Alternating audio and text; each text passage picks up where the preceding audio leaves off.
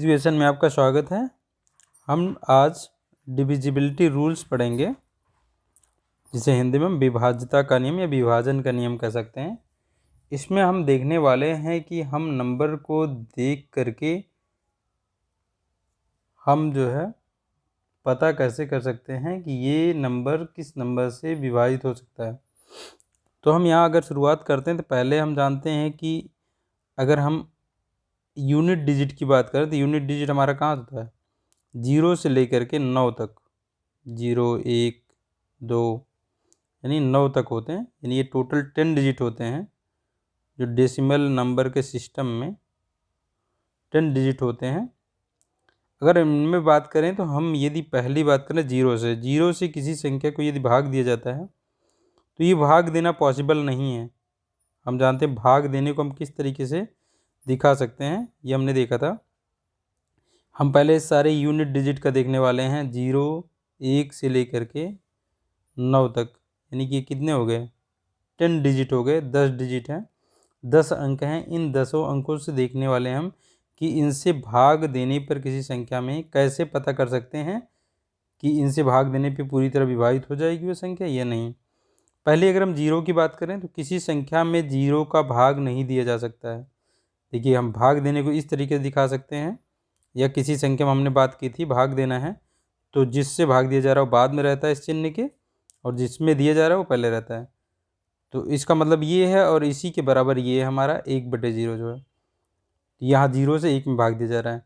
ये क्या है, ये अपरिभाषित है, इसे हम कहते हैं अपरिभाषित, यानी कि ये डिफाइंड नहीं किया जा सकता है। इसका मतलब 0 से किसी संख्या में अगर हम जो है भाग देते हैं तो हमें क्या मिलता है, ये मिलता है अपरिभाषित। इसको हम इस तरीके से दिखाते हैं, इस चिन्ह से दिखाते हैं। तो हमने जान लिया कि किसी भी संख्या में 0 का भाग देना पॉसिबल नहीं है। इसका हम उल्टा भी जान लेते हैं, लेकिन अगर 0 में किसी संख्या से भाग दिया जाए तो क्या मिलता है, हमें 0 ही मिलता है। अब देखिए उल्टा हो गया, हमने अभी तक हम 0 से भाग दे रहे थे, अब 0 को भाग दिया जा रहा है 1 से, या 0 को हम कहें 5 से भाग दे रहे हैं तो हमें 0 ही मिलेगा। यानी 0 अगर अंश में है, यानी ऐसी 0 में किसी संख्या से भाग दिया जाएगा तो 0 मिलेगा हमें। लेकिन अगर किसी संख्या में 0 से भाग दिया जाए, अगर यही उल्टा कर दें हम, तो हमें इसे हम कहेंगे अपरिभाषित मिला, जिसको हम इस मार्क से दर्शाते हैं। यानी ऐसा परिभाषित नहीं है, कहने का मतलब है ऐसा पॉसिबल नहीं है कि किसी संख्या में 0 से भाग दे दिया जाए। तो हमने 0 के बारे में जान लिया, और हम जानते हैं किसी भी संख्या में यदि, अच्छा और एक चीज़ हम 0 के साथ में और जान लेते हैं, किसी भी संख्या में अगर हम 0 का गुणा करते हैं तो वो संख्या क्या हो जाती है, 0 हो जाती है, ये भी जानते हैं हम। अगर किसी संख्या में 0 जोड़ते हैं तो कोई फ़र्क नहीं पड़ता है, यानी वही संख्या रहती है। अगर 0 घटाते हैं तो वही संख्या रहती है। तो देख रहे हैं यहाँ पे जोड़ने घटाने में तो इसने कोई अंतर नहीं लाया, यानी किसी भी संख्या में से हमें ज़रूरत पड़े 0 जोड़ें या घटाएं कोई मतलब नहीं है, वही वो संख्या वही रह जाएगी। लेकिन अगर हम 0 से गुणा कर दें किसी संख्या में, वो 0 बना देगा। लेकिन हम किसी संख्या में देखिए 0 का गुणा कर रहे हैं किसी संख्या, हम ये नहीं एक संख्या लिए उसमें 0 का गुणा कर रहे हैं तो वो 0 हो जा रहा है पूरा। लेकिन हम किसी संख्या में 0 का भाग दें तो ये परिभाषित नहीं है, यानी हम ऐसा भाग दे ही नहीं है, दिया ही नहीं जा सकता है, ये कहने का प्रयास कर रहे हैं। तो 0 के बारे में हमने देख लिया, लेकिन उल्टा देख लिया, 0 में किसी संख्या से भाग दें तो वो 0 जरूर मिल जाएगा। तो 0 के बारे में इतना हमने जान लिया। अब 1 के बारे में चलते जानते हैं। अगर हम किसी संख्या में अगर 1 जोड़ने की बात करें तो देखिए बढ़ जाता है, अगर 1 घटाने की बात करें तो ये 1 घट जाता है, तुम्हें पता ही है। अब हम देखते हैं अगर किसी संख्या में 1 का गुणा करें तो ये क्या हो, वो संख्या वही रह जाती है। इसलिए देखिए यहाँ पे क्या है, 6 हम पढ़ेंगे आगे जा कर के 1 को क्या कहते हैं, यानी जो गुणन की, इसे हम कहते हैं आइडेंटिटी। यानी गुणन की जो आइडेंटिटी है वो 1 होती है, यानी एक ऐसी संख्या को आइडेंटिटी हम कहते हैं जिसको किसी में गुणा किया जाए तो वही संख्या मिले, यानी संख्या बदले ना।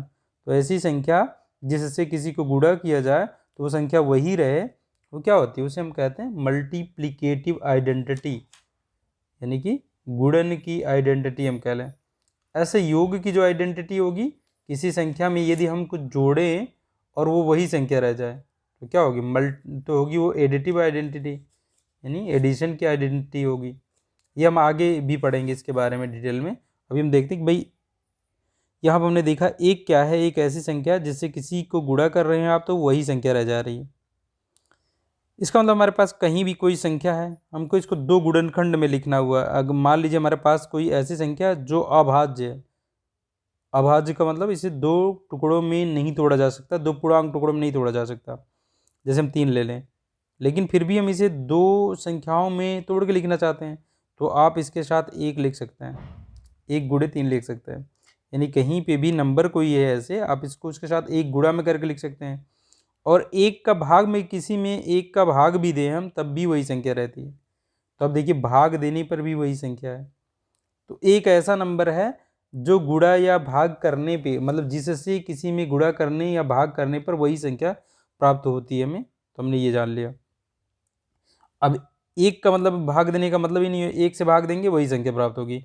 अब हम चलते हैं 2 के पास।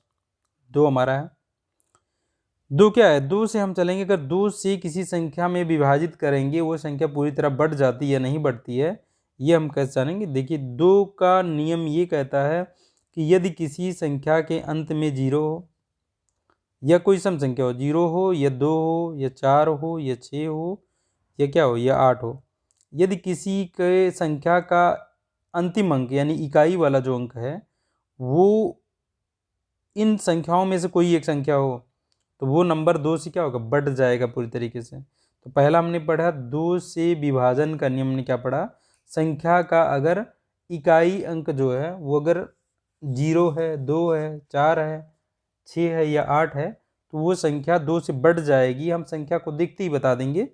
जैसे हम देख लें भाई, हमारे पास एक संख्या है 395672, हमने इसका इकाई अंक देखिए क्या है, इकाई अंक 2 है, 2 को देखते ही हमने कहा ये 2 से बढ़ जाएगी। ऐसे हम देख रहे हैं एक हमारी संख्या है 132, इसमें भी लास्ट में 2 है, बढ़ जाएगी। अब हमने देखा 790 एक संख्या है, इसमें भी लास्ट में 0 है, इकाई अंक हमें देखना है तो ये भी बढ़ जाएगी। ऐसे ही हमारे पास एक संख्या मान लीजिए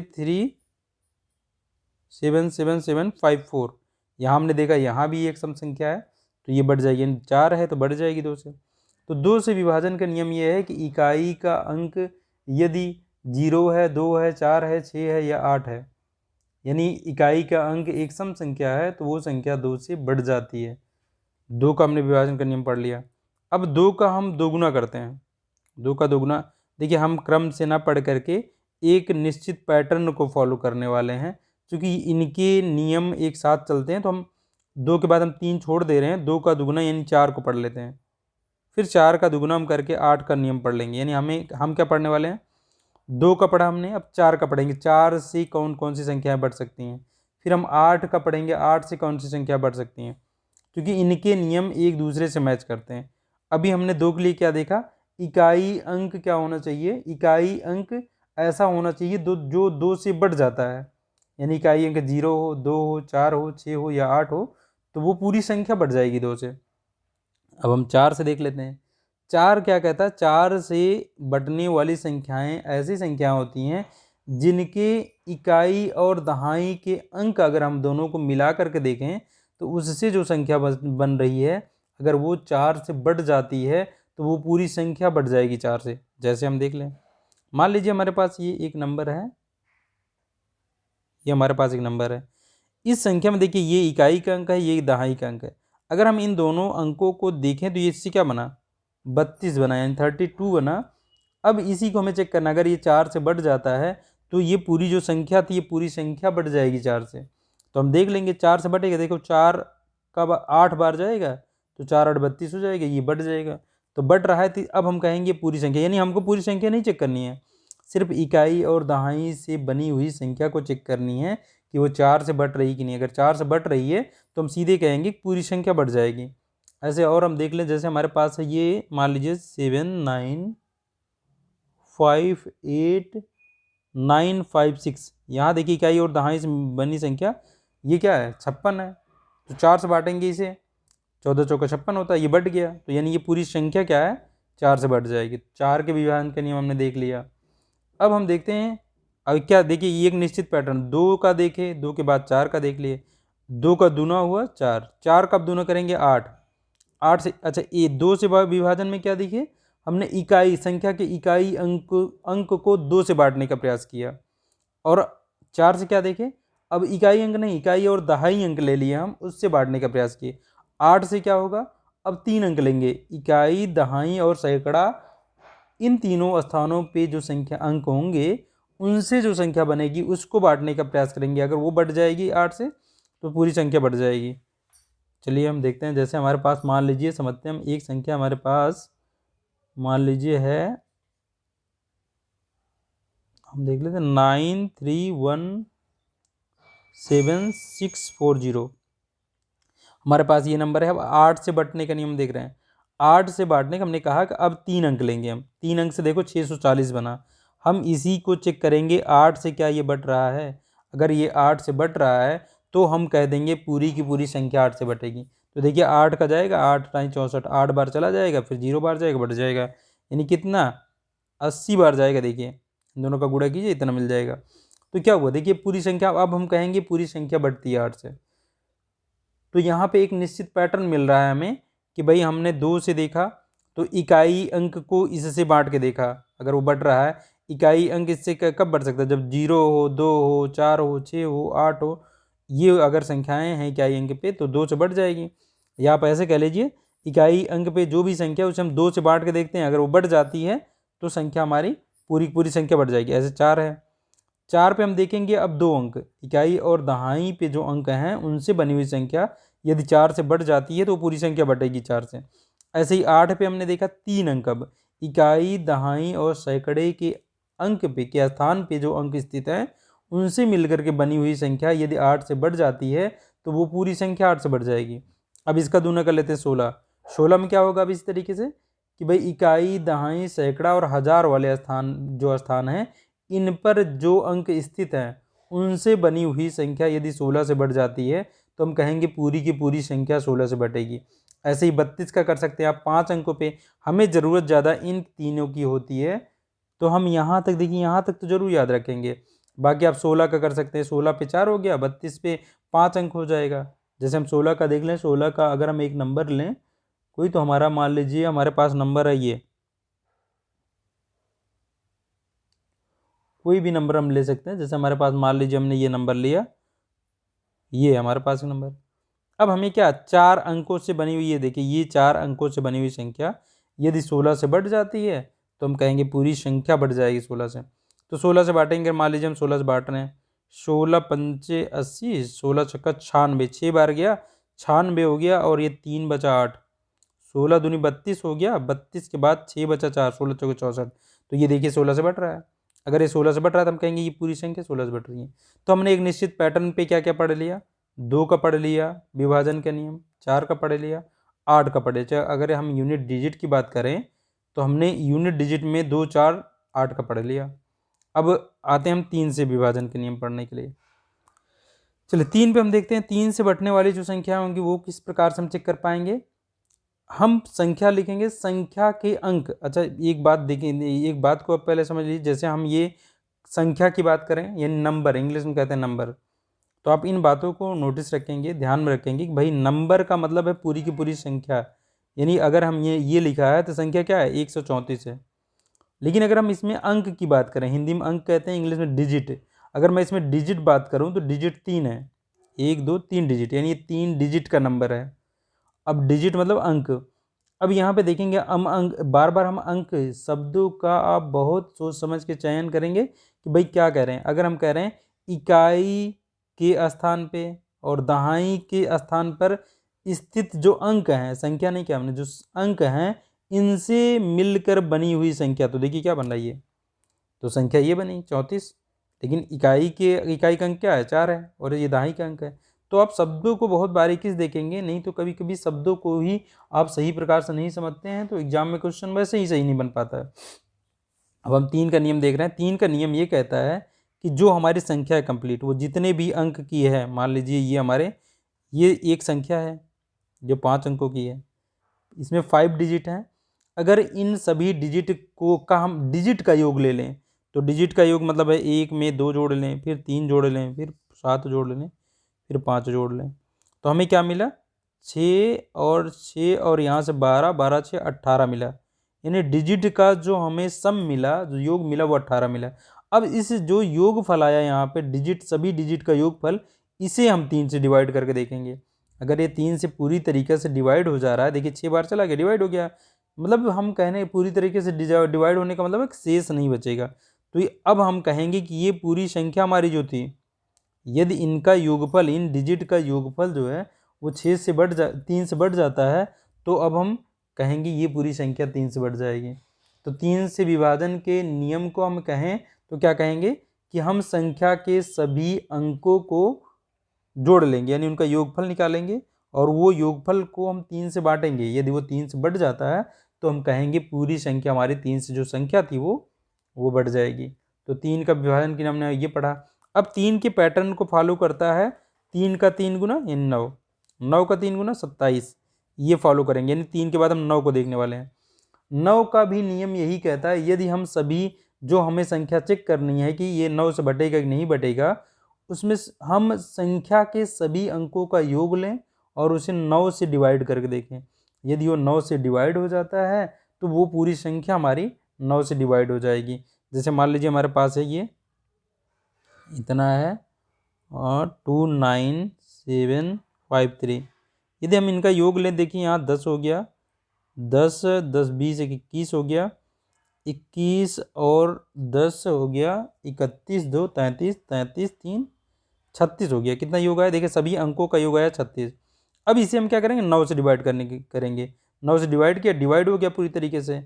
अब ये इसके अंकों का योग जो है वो 9 से डिवाइड हो गया है, तो हम कहेंगे ये पूरी संख्या क्या है, 9 से डिवाइड हो जाएगी। इसी तरीके से आप 27 से देख सकते हैं, अगर कोई संख्या के अंकों का योग 27 से डिवाइड हो जाता है तो वो संख्या 27 से भी डिवाइड हो जाएगी। तो हमने पैटर्न निश्चित क्या देखा, 2 से 4 से 8 से 16 से 32 से, ये एक निश्चित पैटर्न जा रहा है, और 3 से 9 से 27 से 27 3 क्या हो जाएगा 81 से, ये सब एक निश्चित पैटर्न में होंगे। लेकिन हमें कहाँ तक जरूरत है, यहाँ तक, इसको यहाँ तक जरूरत है, इसकी यहाँ तक जरूरत है। हम यही फॉलो करेंगे भाई, 16 से विभाजन का नियम चेक करने लगेंगे तो हमें थोड़ा समय लग सकता है, तो इसलिए हम यहाँ तक तो जरूर फॉलो करेंगे इनको। तो हमने देख लिया 2 का नियम, देख लिया 3 का, देख लिया 4 का भी देख लिया हमने, 1 और 0 का देख ही लिया हम, यानी 0 का भी देख लिए, 1 का देख लिए, 2 3 कितने अंक हो गए अभी तक, 5 अंक हो गए। 4 का देख लिए, 4 का हमने देख लिया, 5 का नहीं देखा अभी हमने देख लिया 6 8 का देख लिया हमने, और 9 का देख लिया हमने। इतने अंकों का देख लिया हमने, 3 3 6 एक 7 अंक का देख लिया हमने। अब बचा क्या हमारा, उसका देख लेते हैं हम। अब हम देखते हैं अगला हमारा 5 से कोई संख्या बटेगी कि नहीं बटेगी, हम कैसे चेक कर सकते हैं। यदि उसका इकाई का अंक या तो 0 होना चाहिए या तो 5 होना चाहिए। तो 5 का बहुत ही आसान है कि भाई आप इकाई अंक को चेक कीजिए, यदि उसमें 5 दिख रहा है इकाई अंक पे या 0 दिख रहा है तो वो संख्या हम मानेंगे 5 से बटेगी, नहीं तो नहीं बटेगी। जैसे मान लीजिए हमने एक संख्या ली 995, देखिए लास्ट में 5 है तो बढ़ जाएगा ये। अगर हमने ले ली एक संख्या मान लीजिए 373 ले ली, 3 है, नहीं बटेगा ये। ऐसे हम कोई भी संख्या ले लें, अगर हमने ले लिया 10530, अब यहाँ पे 0 है लास्ट में, बढ़ जाएगा 5 से। तो 5 से बढ़ने का नियम हमने देख लिया, ये कि आसान सा ये बढ़ जाएगा। अब हमने यहाँ पे 5 तक नियम देख लिए। अगर हम बात करेंगे अभी 6 से बढ़ने का नियम जब देखेंगे तो अभी हम इसकी बाद में चर्चा करेंगे, हालांकि अभी हम एक बार मोटे तौर पे चर्चा कर लेते हैं। 6 से जो बढ़ने वाली संख्या है उसे हम चेक करेंगे, 6 से नहीं चेक करेंगे उसे हम उस पर अप्लाई करेंगे 2 और 3 का नियम। यानी हम देखेंगे कि वो संख्या यदि अगर 2 से बढ़ जाती है और वो 2 से भी बढ़े और 3 से भी बढ़े, अगर कोई संख्या 2 से भी बढ़ जाए और 3 से भी बढ़ जाए तब हम कहेंगे वो संख्या 6 से भी बढ़ जाएगी। ऐसा क्यों, ऐसा हम देखेंगे जब पढ़ेंगे सह अभाज्य संख्याएं। अभी हम अभाज्य संख्या पढ़ लेंगे तब वहाँ हम इसकी चर्चा फिर से करेंगे कि ऐसा क्यों चेक करते हैं। इसको हम 2 टुकड़ों में तोड़ लेते हैं जो आपस में सह अभाज्य होती हैं, और हम उसी सह अभाज्य से चेक कर लेते हैं। जैसे अब हम कहना चाहें 6 से, मान लीजिए हम कोई एक नंबर ले रहे हैं, हम कह रहे हैं 3532। अगर हम ये कहें कि भाई ये क्या 6 से बटेगी, तो हम देखेंगे इसे कि ये 2 से भी बढ़नी चाहिए और 3 से भी। तो देखिए हम 2 से देखें, लास्ट में हमने इकाई अंक देखना होता है, इकाई अंक हमारा 2 है तो बटेगी, 2 से पता चल गया बटेगी। 3 से देखना है, 3 में अंकों का योग लेंगे, 5 3 8, 8 5 13, 13 आ गया, जो कि नहीं बटेगी ये। अब ये नहीं बटेगी किससे? 3 से नहीं बटेगी, तो हम कहेंगे ये संख्या 6 से नहीं बढ़ सकती। 6 से बटने के लिए 2 से भी बटनी चाहिए और 3 से भी बटनी चाहिए वो संख्या, तभी हम कहेंगे 6 से बटेगी। तो हमने देख लिया, कितने नंबर देख लिए? 0 देख लिया, 1 2 3 4 5 देख लिए, 6 देख लिए। अभी हम 7 का नियम देखेंगे, फिर हम 8 का देख चुके हैं, 9 का, और 10 से कोई संख्या तभी बढ़ती है जब उसके लास्ट में 0 हो, तभी 10 से बटेगी। तो हमने ये 10 जो डिजिट थे हमारे, जो यूनिट डिजिट थे, इनसे हमने देख लिया। सिर्फ हमारा बचा हुआ क्या? एक 7। 7 के लिए कुछ अलग रूल हैं जिनको हम देखेंगे, इनको हम डिटेल में देखना पड़ेगा हमें वहाँ पे, तो हम इनको हम अगले पार्ट में देखते हैं। तो आज यहीं तक रखते हैं। चलिए हम चर्चा कर लेते हैं इसी पार्ट में, एक बार हम जान लेते हैं, फिर डिटेल में जानेंगे इसके बारे में। लेकिन अभी हम जान लेते हैं 7 से बटने का नियम क्या है। 7 से बटने का नियम ये है कि आप क्या करेंगे, कोई भी नंबर है वो 7 से बटेगा कि नहीं बटेगा, उसको हम विधिवत जानेंगे। अभी हम पहले, इससे पहले 11 का एक नियम है, उसको हम देख लेते हैं। कोई संख्या 11 से कैसे बढ़ती है। 11 से बढ़ने का ये नियम है कि भाई, अगर पहले हम एग्जाम्पल से ही समझ लेते हैं। हमारे पास एग्जाम्पल है, मान लीजिए 5 7, एक नंबर हम चेक करने चल रहे हैं कि भाई ये कैसे 11 से बढ़ती है, उसी में हम नियम को भी समझ लेंगे। 5 8 2 2।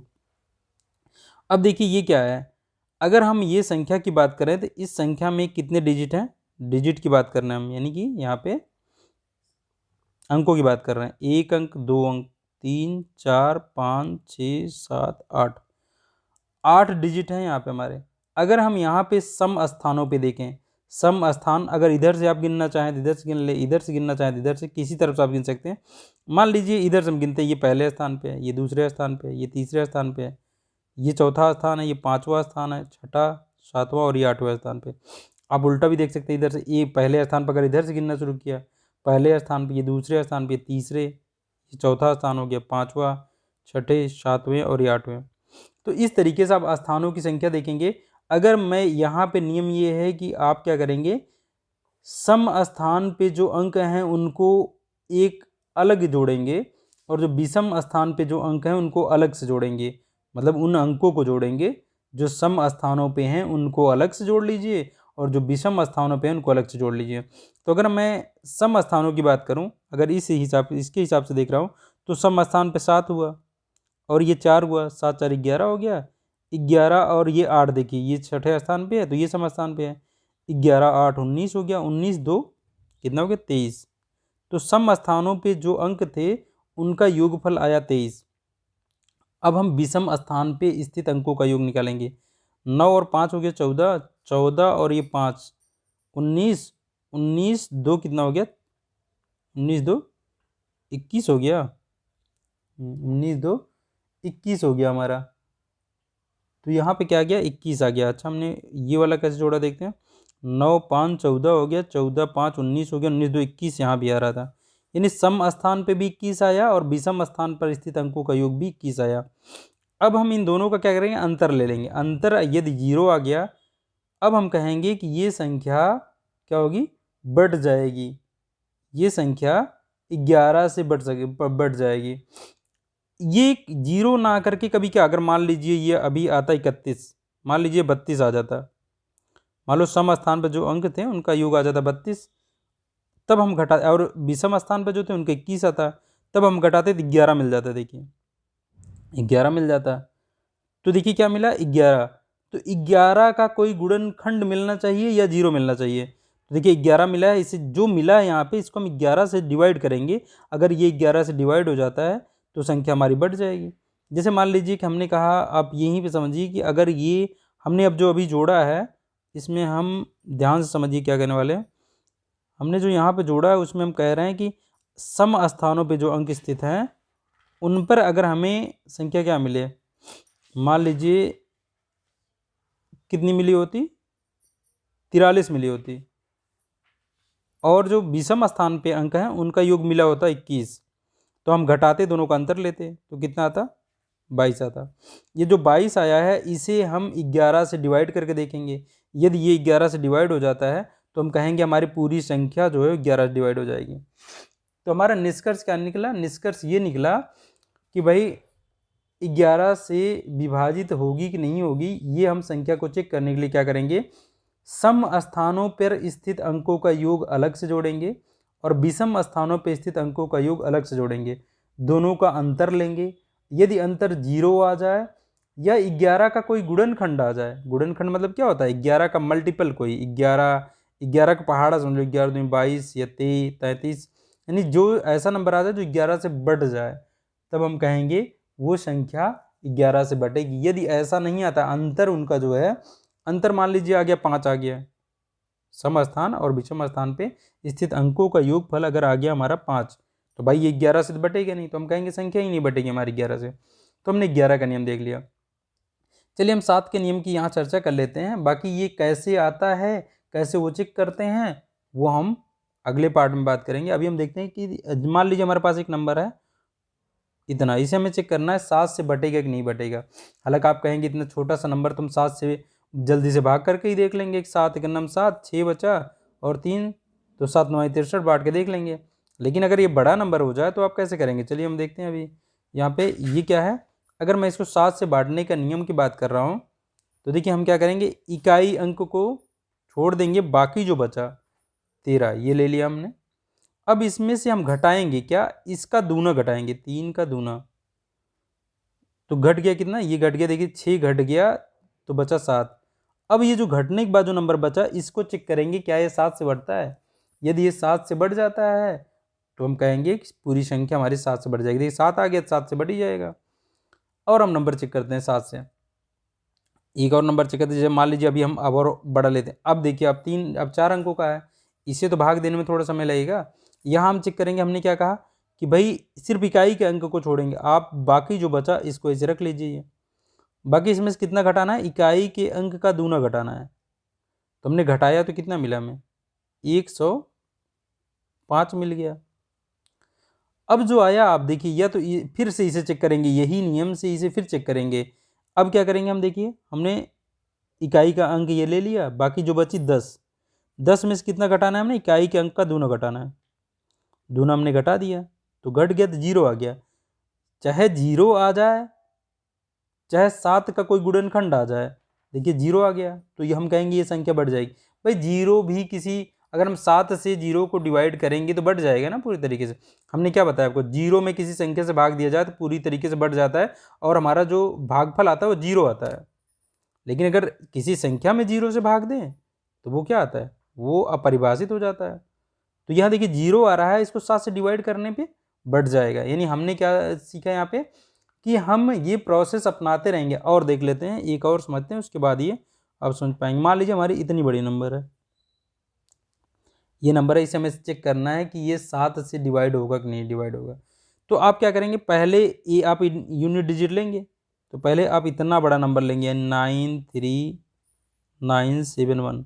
यूनिट डिजिट का दूना घटाएंगे, इन 2 गुणे 5 घटा देंगे, अब 10 घट गया, तो ये बचा कितना 939 और ये 61, ये बचा हमारे पास।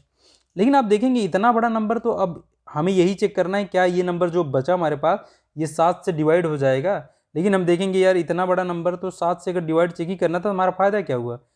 तो हम यहाँ पे क्या करेंगे, फिर अप्लाई करेंगे, यही नियम फिर अप्लाई करेंगे। अब हम फिर से यूनिट डिजिट का डबल घटाएंगे बाकी बचे हुए नंबरों में, यानी कि 9396 जो है, इसमें से हम 1 का दूना घटाएंगे, तो 2 घटा लिया हमने, 2 घटा लिए तो क्या बच गया, 939, हमने क्या ये दूना घटाया 1 का, 2 घटाया, तो यानी हो गया, ये हो गया 94। अब हम देखेंगे क्या ये 7 से बढ़ता है, अभी भी हमें बड़ा लग रहा है, ये नंबर इतना बड़ा लग रहा है कि 7 से डिवाइड करने में समय लगेगा। फिर हम वही तरीका अपनाएंगे, फिर क्या करेंगे, फिर 3 अंक हमने लिखे है, इतना घटाएंगे, इसमें से 4 का दूना, इकाई अंक का दूना घटाएंगे, तो हमने 8 घटा दिया। तो अब हमारा इस बार क्या बच गया, 931 बच गया। अब आप इसे चाहे तो चेक कर लीजिए कि क्या ये 7 से डिवाइड हो जाएगा। अगर ये 7 से डिवाइड हो जाता है तो आप यहाँ डिवाइड कर लीजिए, नहीं तो फिर अभी चेक कर सकते हैं आप। फिर बचा हमारा 2 अंक 93, और हमने इसमें से घटाया 1 का दूना यानी 2, तो कितना बचा 91। अब इसे तो आप चेक कर सकते हैं 7 से। अगर अभी भी नहीं चेक कर सकते तो आप फिर एक बार कीजिए कि भाई अब 9 में से 1 का दूना 2 घटा दिए, 7 आ गया। देखिए ये नंबर आ गया अब 7 से बटने वाला। तो आप इस प्रोसेस में जो नंबर आ रहे हैं, जैसे पहली बार हमने जब घटाया तो इतना आया, इसे चेक कर सकते हैं कि आप 7 से बटे तो पूरी संख्या बढ़ जाएगी, या अब आगे चले तो इसे घटा, इसमें आप भाग करके देख लीजिए। तो जहाँ आपको छोटा से छोटा नंबर बन जाए, जहाँ पे दिखे कि 7 से बढ़ जाएगा, इसके बाद हमने ये किया, देखिए ये इतना छोटा हो गया।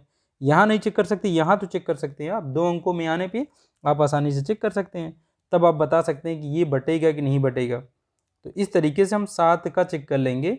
और ये चीज़ें हम यहाँ पे दुगना ही क्यों घटा रहे हैं, मतलब हमने जैसे कहा कि हमारी एक संख्या है, यहाँ आप इस बात को नोटिस करेंगे कि अगर हमने कहा ये हमारी संख्या है, हम कह रहे हैं आप यूनिट डिजिट का दूना घटाइए बाकी बचे हुए नंबरों में।